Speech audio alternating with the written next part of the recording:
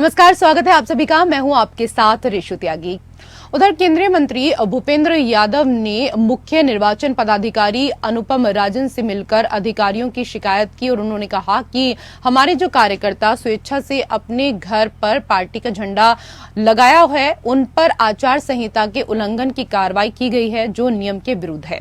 आदर्श आचार संहिता के संबंधी दिशा निर्देश में ये प्रावधान है कि पार्टी कार्यकर्ता अपने घर पर झंडा और दीवार लेखन कर सकता है, वहां पर झंडा भी लगा सकता है, लेकिन कुछ स्थानों पर निर्वाचन से जुड़े अधिकारियों ने कार्रवाई की है, जो नियम विरुद्ध है। उन्होंने ये भी कहा कि मुख्य निर्वाचन पदाधिकारी ने आश्वासन दिया है कि ऐसे अधिकारियों से स्पष्टीकरण लिया जाएगा। वहीं इस पूरे मामले को लेकर कांग्रेस का कहना है कि जब पहले कमलनाथ ये कहा करते थे कि अधिकारियों को बीजेपी का बिल्ला उतार देना चाहिए, तब इससे बीजेपी को दिक्कत होती थी। अब जब अधिकारी निष्पक्ष होकर काम कर रहे हैं, तो खुद बीजेपी ही उन अधिकारियों के ऊपर सवाल उठा रही है। ये बीजेपी का दोहरा चरित्र दर्शाता है।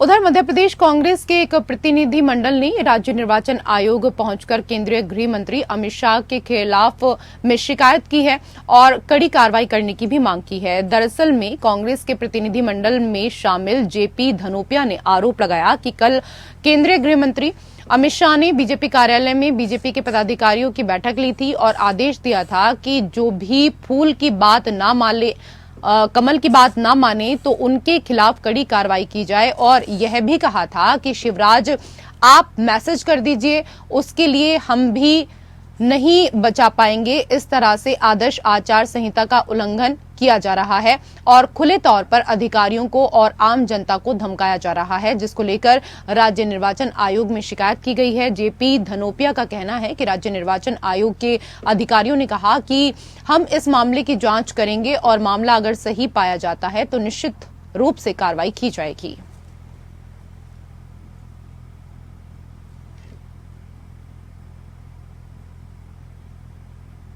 देखिए, ये बहुत गंभीर मामला है कि मध्य प्रदेश में विधानसभा के चुनाव की प्रक्रिया चल रही है। चुनाव के संदर्भ में कार्रवाई चल रही हैं, नेताओं के दौरे हो रहे हैं, लेकिन बड़ा दुर्भाग्यपूर्ण है कि देश के गृह मंत्री भाजपा नेता श्री अमित शाह ने कल भोपाल के अंदर खुली बैठक में साफ तौर पर कहा कि जो अधिकारी कमल का ध्यान न रखे उसे छोड़ना नहीं, और शिवराज जी आप भी मैसेज कर दो कि मैं ही बचा नहीं पाऊंगा। ये सीधी सीधी मशीनरी के लिए शासकीय तंत्र को बहुत चेतावनी है कि कहीं ना कहीं इस तरह से वो चाहते हैं कि कर्मचारी अधिकारी डर जाएं और भारतीय जनता पार्टी के पक्ष में काम करें। साफ तौर पे आचार संहिता का खुला उल्लंघन है। कोई भी कितना ही बड़ा व्यक्ति क्यों ना, किसी पद पर क्यों ना बैठा हो, आचार संहिता का सम्मान सबको करना होता है। देश के गृह मंत्री अमित शाह द्वारा आचार संहिता का खुला उल्लंघन किया गया है, जिसको लेकर हमने आज निर्वाचन आयोग में शिकायत की है और निश्चित हमें उन्होंने आश्वासन दिया है कि इसकी जांच करेंगे, कार्रवाई करेंगे, मांग करेंगे और निश्चित रूप से अगर दोषी पाए जाते हैं तो उनके विरुद्ध कार्रवाई होगी। आदर्श आचार संहिता के उल्लंघन का प्रकरण दर्ज होगा। उधर मध्य प्रदेश के जबलपुर में केंद्रीय गृह मंत्री अमित शाह के 28 अक्टूबर के दौरे के बाद बीजेपी में बड़ा भूचाल आया है। मुख्यमंत्री शिवराज सिंह के करीबी माने जाने वाले भारतीय जनता पार्टी के नगर अध्यक्ष प्रभात साहू ने अपने पद से इस्तीफा दे दिया। ये जानकारी नगर अध्यक्ष प्रभात साहू ने प्रेस कॉन्फ्रेंस के माध्यम से दी है। प्रेस कॉन्फ्रेंस को संबोधित करते हुए नगर अध्यक्ष प्रभात साहू ने इस्तीफे का ऐलान करते हुए कहा कि वो पार्टी के कार्यकर्ता के तौर पर लगातार काम करते रहेंगे, लेकिन अब किसी पद पर नहीं रहेंगे। प्रभात ने कहा कि 21 अक्टूबर को बीजेपी की 5वीं लिस्ट जारी होने के बाद संभागीय बीजेपी कार्यालय में टिकट दावेदारों के समर्थकों ने जमकर हंगामा किया था, जिसे रोकने की कोशिश भरपूर की गई, लेकिन बीजेपी का केंद्रीय नेतृत्व ये बात मानता है कि उनकी वजह से ही बीजेपी कार्यालय में हंगामा हुआ था, जबकि आक्रोशित कार्यकर्ताओं को रोकने के लिए उन्होंने भरपूर कोशिश की थी। प्रभात साहू ने कहा कि जब केंद्रीय गृह मंत्री अमित शाह बीजेपी संभागीय कार्यालय में बैठक कर रहे थे, तो जिन लोगों की वजह से बीजेपी कार्यालय में हंगामा हुआ उन्हें शाबाशी दी जा रही थी और मुझे इस घटना का जिम्मेदार बताया गया, जबकि उन लोगों के खिलाफ अनुशासनहीनता की कार्रवाई होनी चाहिए थी। इस घटना से दुखी होकर पार्टी में नगर अध्यक्ष के पद से इस्तीफा दे रहा हूं। मेरे द्वारा इस बात की जानकारी मुख्यमंत्री को भी दे दी गई है।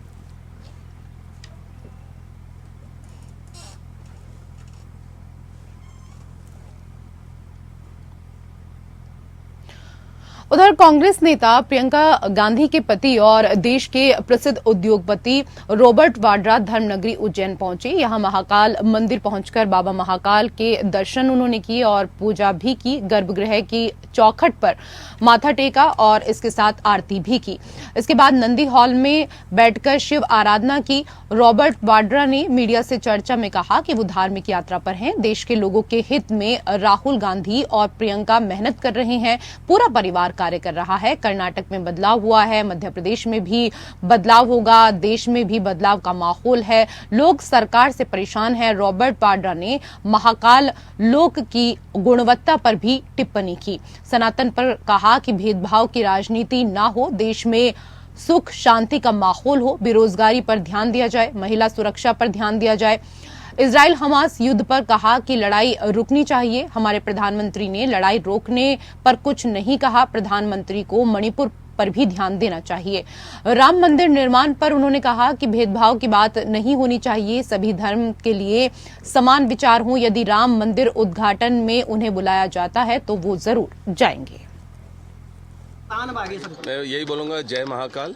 मध्य प्रदेश के सारे लोगों के लिए जो धार्मिक मेरा दौरा होता है देश भर में, तो अभी मैं महाराष्ट्र में था, सिद्धिविनायक गया हूँ।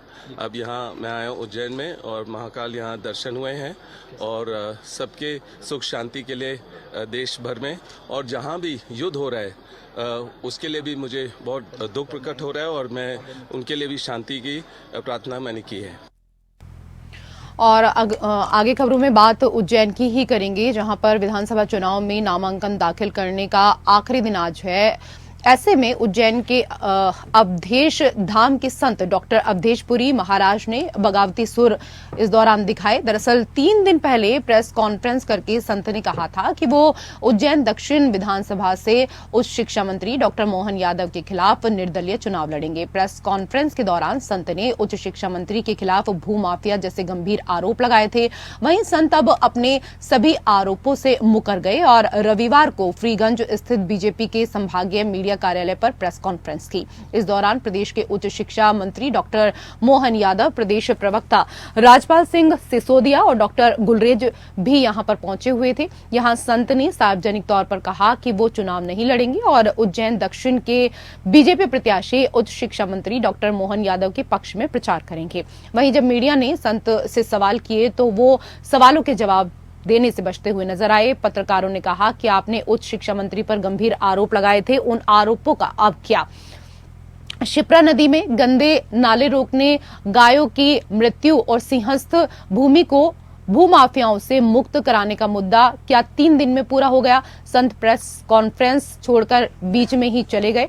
ऐसे में उच्च शिक्षा मंत्री डॉक्टर मोहन यादव और बीजेपी के प्रदेश प्रवक्ताओं ने पत्रकारों के सवालों का जवाब देना चाहा, लेकिन पत्रकारों ने संत से ही कहा कि हमें जवाब उनसे ही अब चाहिए। अमित शाह जी को लेकर के हमने अपनी विस्तार से बात की, तैयारियों की बात की और आप सबके माध्यम से आह्वान करता हूं अधिकतम संख्या में हम अमित शाह जी की सभा को सफल बनाएं। मेरी अपनी ओर से आप सबको आमंत्रण। इस अवसर माननीय विवेक जोशी जी, हमारे राजेंद्र भारती जी, हम सब ने मिलकर ये प्रयास किया है। मुझे इस बात की प्रसन्नता है कि अमित जी का दौरा ये हम सबके लिए शुभंकर साबित होगा। समाजवादी पार्टी के छत्तीसगढ़ प्रदेश अध्यक्ष नवीन गुप्ता ने प्रेस कॉन्फ्रेंस कर बताया कि 15 साल बीजेपी के 5 साल कांग्रेस के रहे छत्तीसगढ़ में भ्रष्टाचार से जनता त्रस्त हो गई है। दोनों पार्टियों ने जनता को सिर्फ ठगने का काम किया है। जो काम होना चाहिए था छत्तीसगढ़ का, वो काम नहीं हुआ। केंद्र सरकार द्वारा स्मार्ट सिटी के नाम पर फंड आया, स्मार्ट सिटी के अंतर्गत प्रदेश का विकास नहीं हुआ। सड़कें, नाली, मेट्रो सिटी प्रदेश को बनाने के किस क्षेत्र में जो बातें कही गई थी, ऐसा कोई भी कार्य नहीं हुआ। छत्तीसगढ़ राजधानी रायपुर बनी आज वैसी ही दिख रही है जैसे कि पहले ही थी। हमारा मानना है कि प्रदेश की सड़क 400-500 फीट की रोड बने जिसमें मेट्रो पार्किंग का प्रावधान रहे। नवीन गुप्ता ने बताया कि 2009 लोकसभा चुनाव लड़ा था, उससे समय हमारे घोषणा पत्र में मेडिकल कार्ड इस दौरान अंकित था। राज्य सरकार ने स्मार्ट कार्ड बनाया, सेंट्रल स्मार्ट कार्ड बनाए। प्रदेश अध्यक्ष समाजवादी पार्टी ने कहा कि हमारी पार्टी 45 सीटों पर चुनाव लड़ेगी।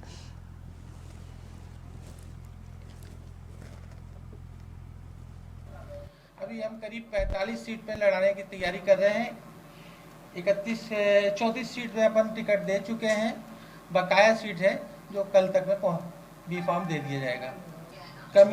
कमी है कि लगातार भ्रष्टाचार काफ़ी तेज़ी से हो रहा है, फिजूल खर्च ज़्यादा बढ़ रहा है और जो काम होना चाहिए व्यक्तिगत वो काम शहर के अंदर हो नहीं रहा है। जैसे स्मार्ट सिटी का नाम दिया, स्मार्ट सिटी का फंड आया, लेकिन स्मार्ट किससे सिटी बनेगी उसको सरकार के लोगों को यही पता नहीं कि स्मार्ट किससे बनेगी, स्मार्ट सिटी में क्या क्या चीज़ों की ज़रूरत है।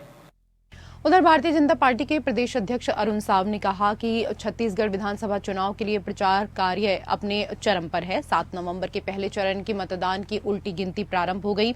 इस परिप्रेक्ष्य में अलग अलग दावे, अलग अलग वादे परोसे जा रहे हैं और इसी क्रम में झूठे वादों का दौर भी लगातार प्रदेश सरकार और कांग्रेस के प्रादेशिक से लेकर केंद्रीय नेतृत्व की ओर से चलाया जा रहा है।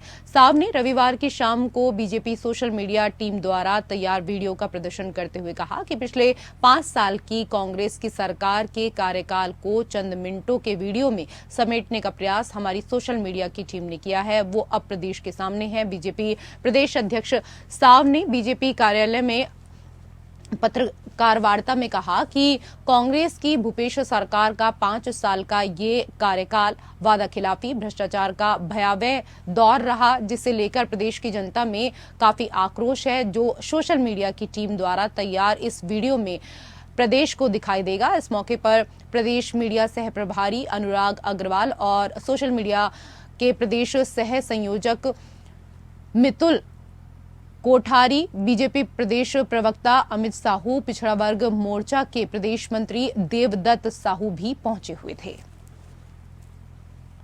छत्तीसगढ़ विधानसभा का चुनाव अपने चरम पर है। पहले चरण के मतदान की उल्टी गिनती प्रारंभ हो गई है। 7 नवंबर को पहले चरण का मतदान होना है और चुनाव प्रचार जोर शोर से चल रहा है। अलग अलग दावे, अलग अलग वायदे और झूठे वायदों का भी दौर लगातार चल रहा है। पिछले 5 सालों के कांग्रेस की सरकार के कार्यकाल को 2 मिनट के वीडियो में समेटने का प्रयास हमारी सोशल मीडिया की टीम ने किया है, वो आपके सामने है। अभी उसका प्रदर्शन आपके सामने होगा। उधर छत्तीसगढ़ विधानसभा चुनाव में इस बार राजधानी रायपुर इतिहास रचने जा रही है। रायपुर के उत्तर और पश्चिम विधानसभा निर्वाचन की जिम्मेदारी महिलाएं संभालेंगी। उत्तर विधानसभा में मुख्य ऑब्जर्वर से लेकर मतदान अधिकारी महिलाएं होंगी। उत्तर विधानसभा में 1060 और पश्चिम विधानसभा में 804 महिला अधिकारी चुनाव कराएंगी। इसके साथ ही अधिक से अधिक महिला सुरक्षा बलों की भी तैनाती होगी। छत्तीसगढ़ विधानसभा चुनाव में इस बार राजधानी रायपुर इतिहास रचने वाली है। रायपुर के उत्तर और पश्चिम विधानसभा निर्वाचन की जिम्मेदारी इस बार महिलाएं संभालती हुई नजर आएंगी।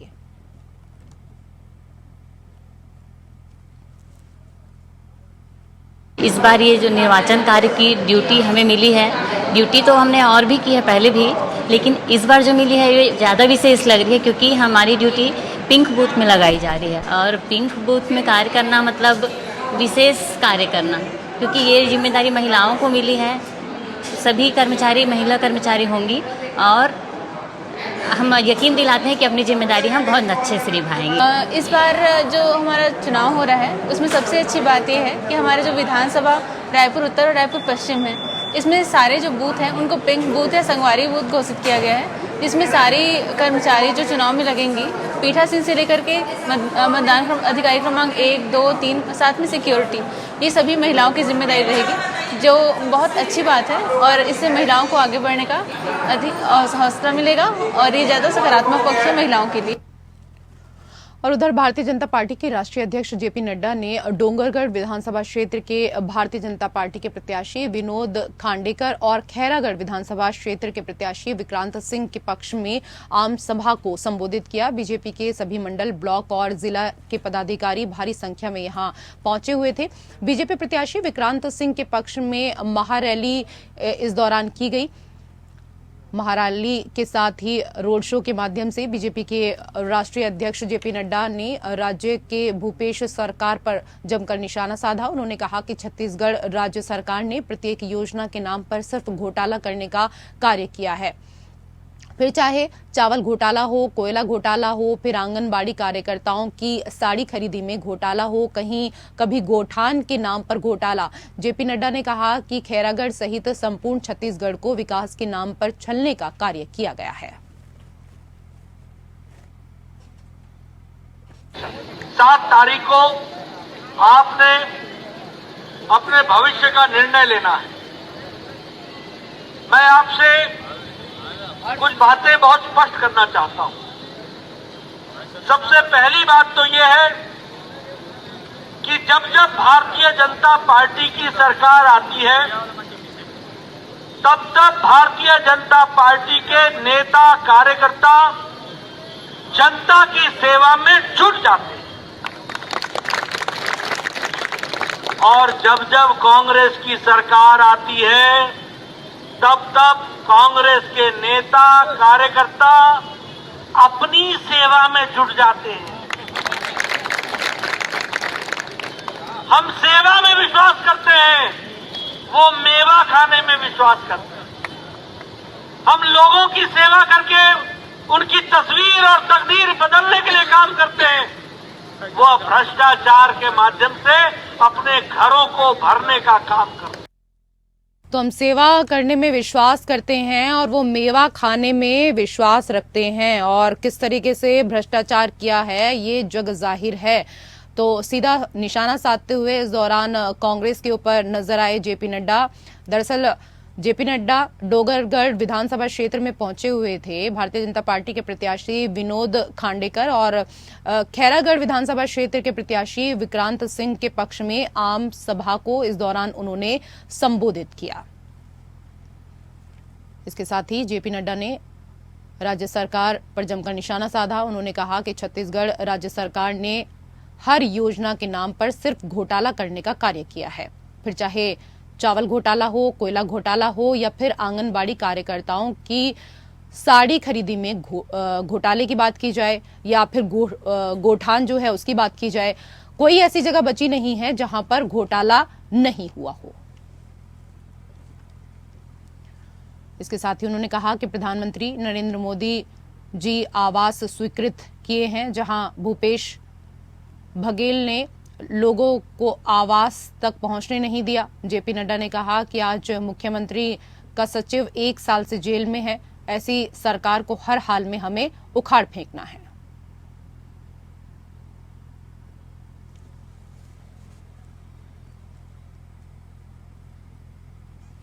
उधर धनबाद के बीजेपी सांसद पशुपतिनाथ सिंह ने धनबाद जिले की विधि व्यवस्था को पूरी तरह चौपट और भयावह बताया। धनबाद सांसद पशुपतिनाथ सिंह ने मीडिया से बात करते हुए बोकारो में यह बात कही। बता दें कि कल धनबाद के व्यवसायी को दुकान में गोली मार दी गई थी, जिनकी स्थिति गंभीर बताई जा रही है। बोकारो पहुंचे बीजेपी सांसद पशुपतिनाथ सिंह ने कहा कि कानून व्यवस्था को सुदृढ़ करना और लोगों की सुरक्षा देना राज्य की सरकार का काम है, लेकिन राज्य की सरकार धनबाद के लोगों को सुरक्षा देने में पूरी तरीके से विफल साबित हुई है। लगातार घटनाएं हो रही हैं, दिन दहाड़े गोली और बम चल रहे हैं, और पुलिस अधिकारियों की अगर बात की जाए तो पुलिस अधिकारी लगातार यहां पर दावा तो करते हैं कि हम अपराधियों को पकड़ रहे हैं, लेकिन पूरी तरीके से ये बात गलत साबित हो रही है, क्योंकि लगातार अपराधी इस तरह की घटनाओं को अंजाम देकर फरार हो जाते हैं।